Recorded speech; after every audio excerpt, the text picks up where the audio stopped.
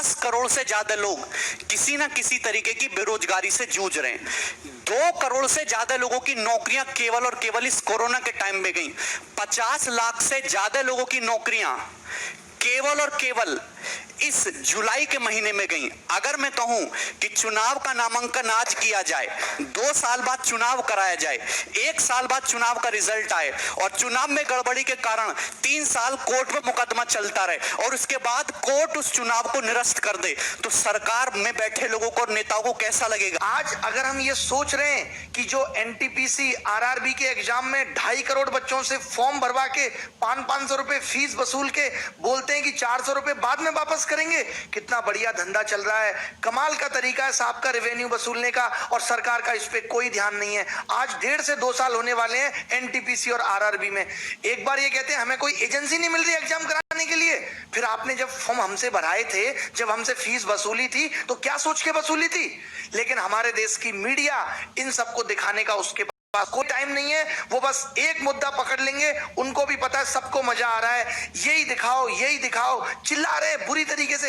एक एंकर आप मुझे बता दो कि तमीज का है, अंजना ओम कश्यप, श्वेता सिंह और ये फलाने भाई साहब रिपब्लिक टीवी वाले भाई साहब, क्या नाम है इनका, गोस्वामी जी, ये तो बुद्धि भ्रष्ट इनकी हो गई है। मैं सच बता रहा हूं, ये जितने बुरे कर्म कर रहे हैं, जितने लोगों की बद्दुआएं ले रहे हैं, आज से आप सबसे मैं गुजारिश करता हूं, आप सबके माँ बापों से गुजारिश करता हूं कि इस मीडिया को बाइकआउट कर दो। आप सोचोगे कि क्यों, मैं आपको बता दूं, इसकी क्रेडिबिलिटी खत्म हो चुकी है। एक जमाना हुआ करता था जब मीडिया अगर कोई बात कहती थी तो सरकार की जवाबदेही बनती थी। आज मीडिया चिल्लाती रहे, मीडिया को कोई मतलब नहीं है, सरकार को कोई मतलब नहीं है। सरकार जरूरी नहीं समझती कि वो मीडिया के बात का जवाब दे, क्योंकि मीडिया बाइस हो चुकी है। मीडिया को न्यूट्रल होना चाहिए। आज देश के अंदर कोई पॉलिसी आती है तो मीडिया जनता से जाके सवाल पूछती है, जबकि उसको सरकार से पूछना चाहिए कि आप ये पॉलिसी लेके आए हो, इसको कैसे एग्जीक्यूट करोगे, कैसे लोगों तक फायदा पहुंचाओगे। वो जनता से सवाल कर रहे हैं उल्टा। ये कोई न्यूज है क्या यार?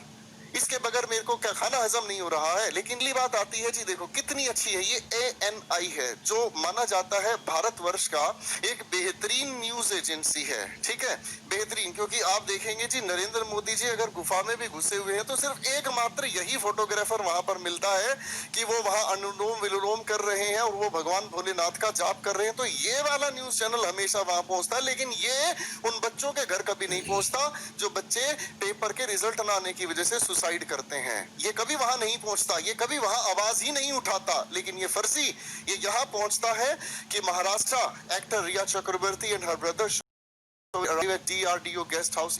ये कोई न्यूज है क्या यार? इसके बगैर मेरे को क्या खाना हजम नहीं हो रहा है। लेकिन ये कोई न्यूज है क्या यार?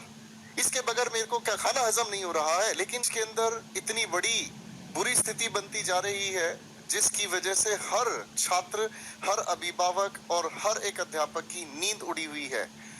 बात छोटी नहीं है, बात बहुत गहरी है। अगर ध्यान से नहीं सुनते हैं तो बात आने वाले 5 साल 4 साल में कोई सुनने वाला नहीं है। साल थोड़ा बैक जाऊंगा, बात करता हूं 3 अक्टूबर 2014 की, जब पहली बार नरेंद्र मोदी जी हमारे सम्मानित PM पहली बार मन की बात को लेकर हम सभी के सामने आए। तो उम्मीद करता हूं, कसम खा रहा हूं मैं, मुझको नहीं पूरे देश के करोड़ों युवाओं को, करोड़ों शक्तियों को एक एहसास हुआ कि आज एक बहुत ही ताकतवर PM हमारे सामने आ रहा है। वो हमारे दिल की बात करेगा, हमारे मन की बात सुनेगा, अपने मन की बात कहेगा, मन की बात पूछेगा। मैं आपको डेट बता रहा हूं, 3 अक्टूबर 2014 को पहली बार जब आकाशवाणी ने प्रचार किया और उनको लाइव किया मन की बात के साथ, तो नरेंद्र मोदी जी, और सबसे बड़ी बात है कि उस दिन विजयदशमी हो रही थी, दशहरा का पर्व हो रहा था।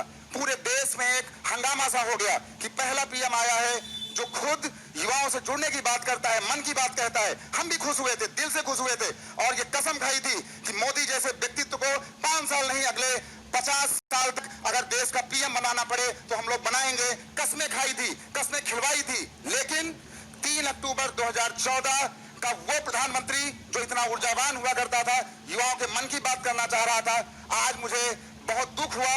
30 अगस्त 2020 को इतवार के दिन आज वही प्रधानमंत्री जब मन की बात करने आता है तो वो आपकी बात नहीं करता है, युवाओं की बात नहीं करता है, वो बात करता है डॉग्स, कुत्तों की, वो बात करता है चिंगारी एप्स की, वो बात करता है खिलौनों की। आप लोग खिलौने बनाओगे? और खिलौनों की बात क्यों करता है वो? क्योंकि 2019 में अंबानी परिवार ने, रिलायंस समूह ने और मुकेश अंबानी ने ब्रिज की 259 साल पुरानी बहुत ही प्रतिष्ठित खिलौनों की कंपनी हेमलीज को खरीद लिया है। और आज अब वो अपना सारा पैसा लगाकर उन्होंने देश के तमाम बड़े शहरों में, नोएडा में, बनारस में, गुजरात में, बहुत जगह, ठीक है, तमिलनाडु में वो हेमलीज के बड़े बड़े स्टोर खोल रहे हैं। 259 साल पुरानी ब्रिटिश कंपनी हेमलीज खिलौनों की बहुत ही प्रतिष्ठित जो है अपना स्टोर है, वो उसको अंबानी ने खरीदा है।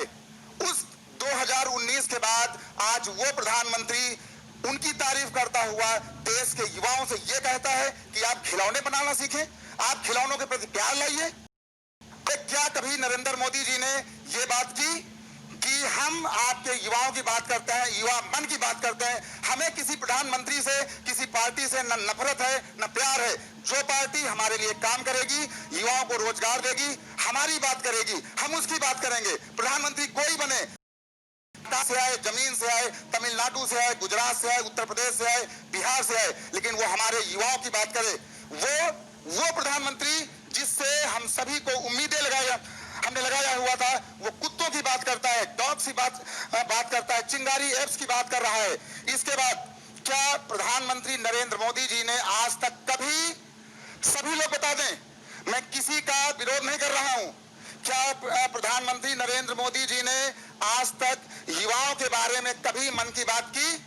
मैं दावे के साथ कहता हूं, 200% दावे के साथ कहता हूं, कभी नहीं किया। क्या प्रधानमंत्री मोदी जी ने कभी युवाओं की बात सुनी? नहीं सुनी। शायद सर वो समझते नहीं युवाओं को, और उनकी बात उन तक पहुंचे। मुझे तो एक उम्मीद जगी थी कि ये सभी लोग जमीनी लोग आएंगे तो हमारी बात सुनी जाएगी, हमारी बात कही जाएगी। वो प्रधानमंत्री जब आज मोर को दाना चुकाता है तो आप जैसे करोड़ों लाखों युवा उसकी फोटो खींच रहे हैं। याद रखिए, आज आप मोर चुकते हुए दानों की फोटो खींच रहे हैं। अगर आपके हालात यही रहे और आपने अपने क्वेश्चन, अपने प्रश्न अगर आपने सरकार से नहीं पूछे, तो आपकी जिंदगी, आपका परिवार, आपके माँ बाप, आपके आने वाले बच्चे खुद मोर बन करके नाचेंगे और उसको नचाने वाली आज की सरकारें होंगी। सरकार कोई भी हो, मुझे डर नहीं है, मुझे जेल भेजा जाए, मैं आप सब करोड़ों युवाओं के लिए मुझे तिहाड़ जेल में डाला जाए, मैं जेल डालने से नहीं घबराता हूं, अपनी बात खुलकर बोलता हूं। और आज मैंने आपके लिए ये देख लीजिए, आज मैंने कई पन्नों का पूरा शोध करके 4 घंटे मैंने काम किया है, पूरा दिन लगाया है, अपने मन मस्तिष्क को तैयार किया है, क्योंकि आज मैं मन की बात करने आ रहा था आपके लिए, युवाओं के लिए। मैं प्रधानमंत्री जैसा नहीं हूं कि जो सिर्फ अपनी बात करे। मेरा किसी के साथ कोई विरोध नहीं है। प्रधानमंत्री जी, आप जो है राम मंदिर बनवाइए, हम आपके साथ हैं। आप धारा 370 हटाइए, हम खुलकर आपके साथ हैं, अपना खून पसीना बहा देंगे। लेकिन अगर आपने या आपकी पार्टी ने या सरकारी नुमाइंदों ने, अधिकारियों ने अगर हमारी बात नहीं की, अगर हमारा युवा आत्महत्या करने को विवश हुआ, तो ये करोड़ों युवा, कई करोड़ युवा चुप नहीं बैठेंगे, जेल जाने से नहीं डरेंगे। मैं खुलेआम कहता हूं। दूसरी बात, ये जो भांड मीडिया है, अमीश देवगन, न्यूज 18, इसके बाद वो जो एक रोज आता है, पूछता है भारत लेकर, उसका नाम वो पूछता है भारत कैसे बड़बड़ा रहा है, मुझे समझ में नहीं आता। पूछता है भारत। अर्णब गोस्वामी ने क्या आज तक कभी आपसे पूछा कि युवा क्या चाहते हैं? क्या युवाओं के मन की बात पूछी? क्या कभी पूछता है भारत में अर्णब गोस्वामी ने प्रधानमंत्री जी आपसे कुछ पूछा? मैं दावे के साथ कहता हूं, इन चमचों के अंदर इतनी औकात नहीं है जो आपसे कोई बात ऐसी पूछ सके। अमीश देवगन, आज तक ये जितने भी लोग हैं, इनको मैंने पिछले 4 महीने से देखना बंद कर दिया है और कसम खाई है कि मैं खुद, हमारी पूरे लोग, हमारे टीचर्स, हमारे बच्चे, हमारे साथी, हम खुद इतने ताकतवर